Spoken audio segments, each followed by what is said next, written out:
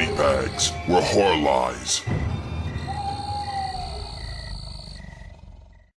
Who is this irresistible creature who has an insatiable love for the dead?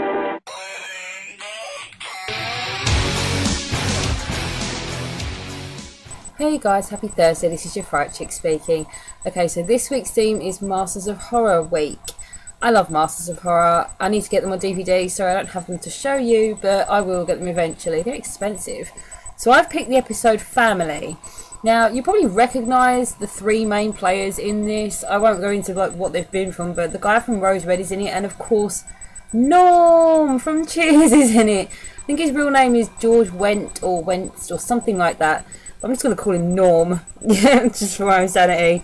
Okay, so this is a complete and utter spoilerific review. It's going to be a quick review, but yes, I'm going to go into the whole episode. So if you haven't seen it, sorry, I'm about to ruin it for you.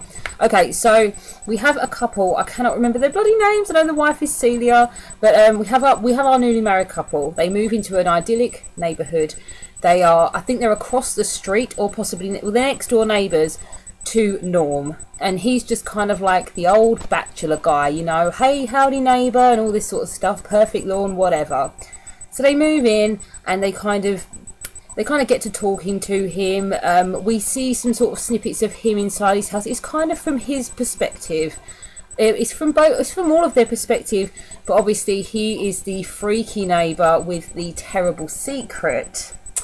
So we kind of see him talking to his own family, which turn out to be non-existent. They are basically people's skeletons that he has dressed up to act as his wife, his child, I think his father-in-law or his grandfather or something, and he moves them about the house and he talks to them and acts like they're talking back, and we do hear voices coming from them to sort of, you know, placate this. So we have our married couple and they're basically going about their day-to-day life. They've moved into a new house. They keep talking about the Norm character. They're like, he's a bit weird, he's a bit freaky, but you know, what's he got going on in this house and all this? So the whole time we're led to believe that the Norm guy, I can't remember his name, the thing, he has this agenda where he's going to try and maybe infiltrate because he fancies the wife. He wants the wife to become a part of his new family, so he's going to kill her so that he can, you know, add her to the collection, you know. So it's kind of like that. And we've got them two across the street, you know, trying to work out what's going on with the freaky guy. So they crash into his fence, or his brick fence around his house, and they're like, oh, I'm so sorry, I'm going to pay for it, we'll fix it.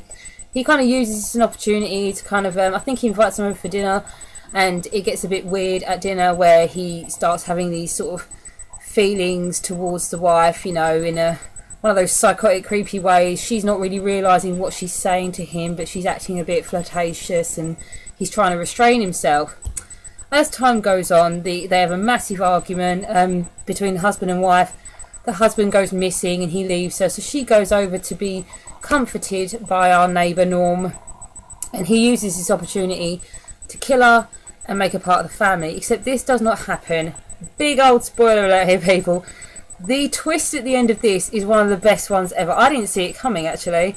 So the entire time, the husband and wife know exactly who he is. They've been tracking him down for years, and they used the crashing into his fence and the moving next door to him as a way of getting into his house and getting into his life, because he killed their daughter, and their daughter was taken by him, murdered, and he has her dressed up and he has her as his daughter in his skeleton family. So they basically tracked him down to go and prove it and get her back and be like, you know, you did it, and to basically get revenge on him. And it's amazing because the husband is not missing. He went out of it on purpose so that he could come in and sneak into the house at the end and, you know, take Norm down, you know, without him ever expecting him to show up. And it's brilliant because all the time we're freaking out thinking that he's going to take this woman, you know, he locks her in the house and he's about to kill her, and then they're like, she's like, what took you so long, husband, you know, you should have been here ages ago to take him out. And it's just a horrible moment, but it's also a really good shot of when she runs upstairs and she opens the door and sees the skeleton of her daughter, outstretched arms, ready to welcome her to the new family, dressed in the clothes that she went missing in, and it's horrible, but it's a brilliant shot.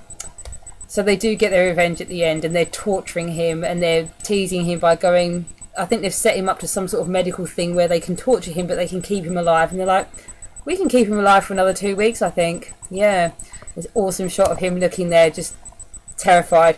Brilliant episode, loved it. I'm sorry if I ruined it for you, but I couldn't really talk about it without giving the twist away. But yes, if you don't watch Masters of Horror, check them out. There's some brilliant episodes, and they're very, very different from each other. It's not like they're all set in one country, or they're set with, you know, in like the same neighbourhood or the same sort of people, and they're not really intertwined either. But they're set all over the world in all different situations. Some of them are really freaky, some of them are quite simple, but it's a great show. I suggest you giving it a watch, and I will see you next week. Bye.